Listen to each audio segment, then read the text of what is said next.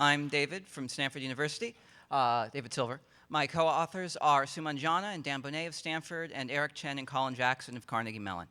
Our paper is Password Managers, Attacks and Defenses. So password managers exist to help users manage the passwords to the multitude of websites they visit regularly. Thus, password managers have always had a bit of an identity crisis. Are they tools for convenience to help users log in more easily, or are they tools of security to help users log in more securely?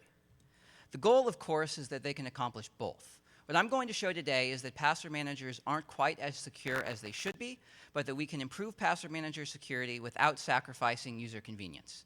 And to be clear, I'm not saying password managers are bad, quite the opposite. We think that they're great, but that they can be more secure and help users even more than they do now. So there are a variety of different password managers, but they all have the same general workflow. First, the user visits a page, manually enters their password, and chooses to save it in a password manager. Next time they visit the page, the password manager can autofill the login information into the login form. This talk today is going to focus on the second part, the autofilling of the username and password. This autofill can occur two different ways. The first is what we call manual autofill. Under manual autofill, the login form remains blank when the page is first loaded. The user needs to perform some sort of explicit user interaction to cause the form to be filled. This could be a mouse click, a keyboard shortcut, something like that. The important thing is that the user must explicitly tell the password manager, I want this form to be filled in. By contrast, under the slightly awkwardly named automatic autofill, the login form is filled in as soon as the page is loaded. No user interaction is required. This is an approach taken by many popular password managers and is very convenient for users, but is also very difficult to make secure. You might be thinking that, okay, automatic autofill sounds simple. You see the form, you fill it in. But it turns out that there are a lot of different corner cases that make this very, very hard to implement in practice. To demonstrate, we're going to play a little game called Should We Autofill, in which we see how 10 different password managers handle various autofill corner cases. It's sort of like the Hunger Games, but with password managers. Competing are 5 browser-based password managers, those in Chrome, Firefox, Safari, IE, and the Android stock browser, plus 5 third-party password managers, 1Password, LastPass, KeePass, Keeper, and Norton Identity Safe. The first corner case we'll look at relates to the login form's action. So an HTML form's action specifies where the form data goes when the form is submitted. Suppose that when a password was saved, the login form's action was login.php. But now the password manager encounters a seemingly identical form, except its action is set to evil.com. It is not safe for a password manager to automatically autofill this form. We'll see why in a little bit. Nevertheless, 4 of the password managers we looked at do automatically autofill in this situation. Alternatively, we can look at a slightly different scenario. Suppose that instead of the login form's action being changed before the user or before the password manager fills the form, suppose it's changed afterward, say by a simple line of malicious JavaScript that changes the form's action. It's still not safe for the password manager to fill this form. Nevertheless, 3 additional password managers will now allow the form to be filled, meaning 7 out of the 10 password managers we looked at will automatically autofill this form and then allow it to submit, even though the form's action is different. This reflects a more general trend among password managers that, for the most part, they stop caring about the security of a form the moment the form is filled. The second corner case we're going to look at is what happens if the user reaches the current page by clicking through an HTTPS warning. So the user gets a certificate error, they get this scary warning, but there's also a very tempting Proceed Anyway button that, unfortunately, too often they end up clicking. When they do so, they might not be totally ignorant about security. They might say, okay, there might be something weird with this site, but I can go check it out and just be careful not to enter any confidential information into the page. The password manager, on the other hand, has other ideas. It's definitely not safe for the password manager to automatically autofill this form, because that exposes the password to potentially malicious JavaScript. The final corner case we're going to look at is what happens if the login form is located within an iframe that is not same origin with its parent page. So, for example, B.com's login page is embedded within a page from A.com. This is also not safe for password managers to automatically autofill, yet 3 of them do. I'm not going to have time to go over the attack that uses this particular vulnerability here, but is written up in the paper if you are curious. I should also mention that while this number was originally 3, when we showed our paper to the LastPass guys, they fixed this particular vulnerability. So kudos to them. So by now, I hope I've convinced you that automatic autofill has a lot of corner cases and can be rather tricky to implement correctly. So we're going to now see a type of attack we call sweep attacks that can be used to exploit the automatic autofilling password manager to steal passwords without any user interaction. The threat model for this attack is what we call the coffee shop attacker. There are 2 parts. First, the user on a secure home network connects to a site and saves their password in a password manager. They then proceed to go to a coffee shop and connect to the coffee shop's Wi-Fi network, which is controlled by the attacker. There, they proceed to browse a totally unrelated site. They never visit the original one. Yet, the attacker's goal is to trick the password manager into revealing the password for the original site. To demonstrate this, I'll do a little example. So this is a scenario that's probably happened to everyone here at least once. You're at a coffee shop and you get a sudden craving and you decide, I need pizza. And so you decide to go onto the coffee shop's Wi-Fi network and go to papajohns.com, which is a website for a pizza company, and order a pizza to be delivered when you get home. Unbeknownst to you, the Wi-Fi network is controlled by the attacker who wants to steal your password to AT&T. So we call this particular attack the redirect sweep attack, and it works as follows. So first, your browser issues a GET request to the Papa John's website. The Papa John's website is an ordinary plain HTTP page, which is totally fine. There's nothing secure going on. But that makes it easy for the attacker to intercept the request and respond with a redirect to AT&T.com. Your browser then loads up AT&T.com. The server responds. And this is the first flaw. AT&T's login page is served over ordinary HTTP as well. This means that it's trivial for the attacker to inject malicious JavaScript into the response. This malicious JavaScript does a couple of things. First, it can render the page invisible so that to you, the user, it just looks like a blank screen, and so probably doesn't throw off any alarm bells unless you're really paying attention. However, to your password manager, it says, hey, it's AT&T.com's login form, and it automatically autofills the form in.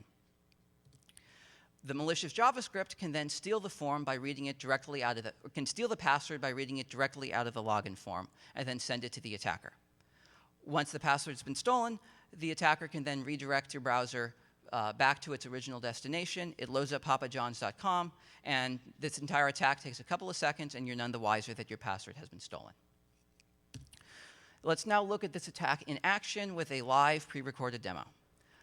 So here we're already on the homepage of papajohns.com, and all we want to do is click the Our Pizza link at the top of the page and navigate to another page on the Papa John's website. So let's see what happens. So we move our mouse up to the top of the page. We click the link. It's blank for a couple seconds, and boom, we're at the Papa John's page that we clicked on. So everything's totally normal, right? Nope, actually, we just had our password to AT&T.com stolen. So all our cable subscriptions now belong to the attacker. Let's look at that attack one more time, slightly more slowly and a bit less invisibly. So here, we once again go up and click the link, but now we can see what was happening invisibly before. It loaded up AT&T.com's login page, and our password manager helpfully automatically filled the form in. The attacker's JavaScript was then able to read the password directly out of the login form and do whatever it wants with it. In this case, the attacker is just displaying it in a pop-up window, but in reality, a real attack would send the password to some server controlled by the attacker. Once the attack is finished, we can navigate away from the page, and we get taken to the Papa John's website just like we intended. So unless you're really paying attention, you don't notice that this is going on, but you had a password to a totally unrelated site stolen. This particular attack makes use of the fact that AT&T.com serves its login page over ordinary HTTP, no HTTPS. It does this despite the fact that it submits the login form itself over HTTPS. All we care about for this attack is the protocol used to load the login page / login form itself. To see how common this scenario was, we did a survey of the Alexa top 500 sites. And of the 408 that had login pages, we found that 194, or 47%, served their login page over ordinary HTTP. This means that just a little under 50% of the top 500 websites serve their pages over HTTP and are thus totally very trivially vulnerable to code injection like I just showed. Even sites that use HTTPS are not totally immune because standard code injection techniques like XSS injection or active mixed content can also be used. Furthermore, as we saw earlier, many automatic autofill password managers will automatically autofill the login form even if the user reaches it by clicking through an HTTPS warning. This means that if the attacker can trick the user into clicking through an HTTPS warning, then all the protections of HTTPS are gone, the password can be stolen, even if the user is smart enough to not manually type in their password on that page. Since users end up clicking through HTTPS warnings rather often, this is a rather significant vulnerability. That was the redirect sweep attack. Our paper describes two other types of sweep attacks that I don't have time to go into here. They're the iframe sweep attack and the window sweep attack, so check out the paper for the full details. The short version is that of all the password managers we tested, those that used automatic autofill in at least one situation were vulnerable to at least one type of sweep attack. The only password managers that were immune were the ones that used manual autofill 100% of the time. They never automatically autofilled the form. We can now think about how to defend against this type of attack. The first defense is probably fairly obvious after the second to last slide, in that automatic autofill is the problem because it populates the login form without any user interaction. This means that it exposes the password in clear text to a page that's potentially running malicious JavaScript and that can then steal the password. The fix then is to use manual autofill, to only autofill the form if the user explicitly interacts with the page. This is an approach taken by 3 of the password managers we studied: 1Password, KeePass, and Keeper. So kudos to them for doing the secure thing. I was going to give them a cookie, but I saw the cookie, then they were all marked for HTTP only, and so I couldn't give it to them. So these 3 password managers are all quite popular with users, showing that users are actually totally okay with manual autofill. Nevertheless, when we propose this, we're often told that manual autofill is less convenient than automatic autofill and that it is a burden to users. This doesn't need to be the case. Even with automatic autofill, the user still needs to interact with the page in order to submit the login form by clicking the submit button or the enter key or whatnot. There's no reason this single interaction couldn't both fill the login form and cause it to submit. This means it's the same number of interactions on behalf of the user, but it's significantly more secure. Therefore, we strongly encourage password manager vendors to implement manual autofill and drop automatic autofill entirely. And if you're worried about usability, you can implement a fill and submit feature like several of the password managers we looked at already do. So that's manual autofill. It's basically equivalent from a security perspective as manually typing your password, because in both cases, the password doesn't get filled into the login form until the user explicitly types it in or chooses for it to be filled. However, this scenario still isn't 100% secure. Once you type the password in or cause the form to be filled in, it's vulnerable. If there is malicious JavaScript on the page, say injected by a network attacker because the login page was served over HTTP, then the password is once again vulnerable and the JavaScript can read the password and steal it, just as we saw before. So this has been a hard problem for a while, but fortunately in the case of password managers, we are able to solve it. We call this defense secure filling because it makes password managers more secure than manually typing your password. There are 2 basic principles to secure filling. First, we don't want to let JavaScript read a login field that has been autofilled by a password manager. As soon as a password manager fills a login field, it becomes unreadable by JavaScript. Second, we don't want the password manager should enforce that when a login form submits, it can only submit to the same action that was originally present when the password was saved. This prevents an attacker from stealing the password by changing the login form's action and waiting for the login form to submit. Obviously, for this defense to be effective, the site must submit the login form over HTTPS, so that the attacker cannot read the password directly off the wire. This defense is very simple. We were able to implement it in Chromium in only about 50 lines of code, yet it's very effective. It makes password managers more secure than manually typing in your password, and it means that if you cause a password to be filled in, even if there's malicious JavaScript running on the page, your password remains safe. The attacker is not able to read it. There is, however, a limitation to secure filling in that it is not compatible with sites that use AJAX to submit their login form. This is done by 10 of the top 50 sites on Alexa, and those sites rely on the ability to read the login form via JavaScript in order to submit it, so it's not compatible. However, this isn't a big problem because there are several workarounds that can be implemented. On the side of sites, instead of using XML HTTP requests to do AJAX, they can put the login form in an iframe and then just submit the iframe. This is a similar AJAX-y feel for users, but it comes with all the security benefits associated with secure filling. On the browser side of things, browsers can implement a send password JavaScript API that allows JavaScript to submit a password to an approved location without being able to read the password itself. This allows a AJAX similar to the way it's currently used, but compatible with secure filling. Ultimately, we believe that the security benefits of secure filling greatly outweigh the drawbacks, and so we strongly encourage all browsers and password managers to implement it. We disclosed our results to the various password manager vendors we studied, and already we've seen a couple changes to password manager fill policies. 1Password now shows a warning when autofilling HTTPS passwords on pages that are currently being served over HTTP. As I mentioned earlier, LastPass will now no longer automatically autofill passwords in iframes that are not same origin with their parent page. So in conclusion, there are a lot of corner cases to automatic autofill that makes it an inherently dangerous idea. The idea of giving a password in clear text to an environment that is potentially running untrusted code is just inherently bad. This enables sweep attacks, which allow the attacker to steal passwords without any user interaction by taking advantage of automatic autofill. I described two different defenses that can be used to defend against sweep attacks.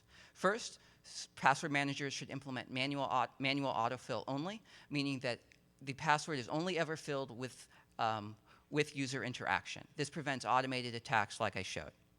Second, I described secure filling, which can make password managers more secure than manually typing your password and means that even if there's malicious JavaScript on the page, your password remains secure. These two defenses are just as convenient for users, but significantly more secure than automatic autofill and what's currently available.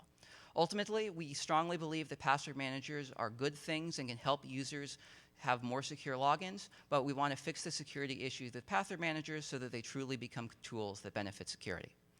Thank you all, and we now have a couple minutes for questions.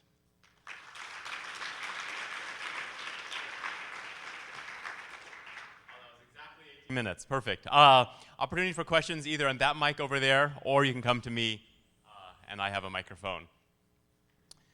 Yeah, David?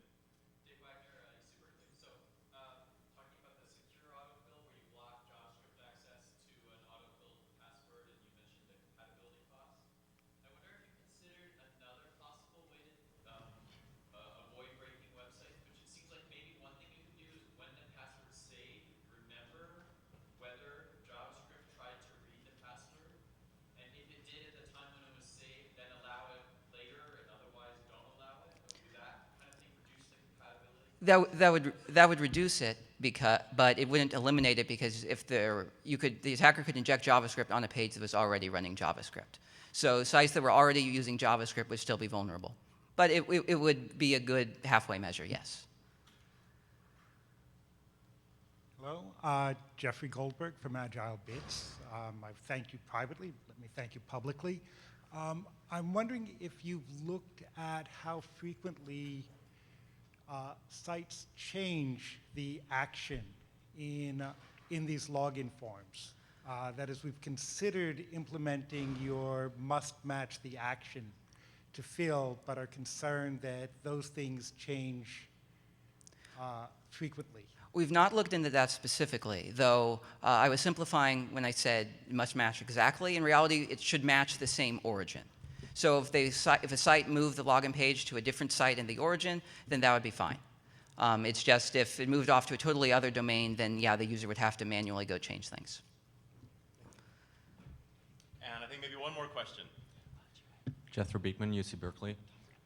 So some sites implement rigorous measures to prevent a password autofilling. How does secure autofilling work on those sites? We haven't looked at that specifically. Besides, there is an HTML attribute that says autocomplete equals false that basically tells the browser to not autocomplete this. And for the most part, password managers completely ignore that. So that does nothing. We haven't looked at other strange mechanisms that sites might use to disable password manager filling. Thanks. Great. Well, in the interest of time, let's thank David again.